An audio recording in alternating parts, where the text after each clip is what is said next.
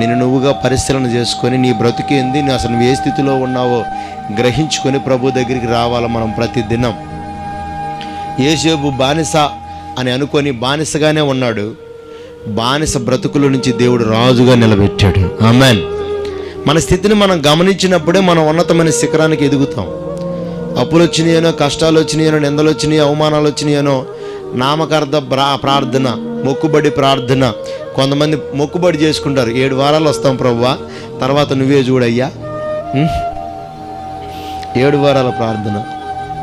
కొంతమంది 3 నెలలు వస్తామని మొక్కుబడి చేసి, కొంతమంది 6 నెలలు, కొంతమంది 3 వారాలు వస్తాయని మొక్కుబడి. దేవుడు కూడా 7 వారాలే బతుకుతావమ్మా, ఇంకా బతకమన్నాడు అనుకో, రోజులు లెక్కేసుకుంటావా? లేకపోతే వద్దు ప్రభు రేపు తెల్లారద్దు నాయన, తెల్లారద్దు అంటావా? చెప్పండి, తెల్లారద్దు అనుకుంటావా అనుకోమా? తెల్లారితే రోజు గడిచినట్టే.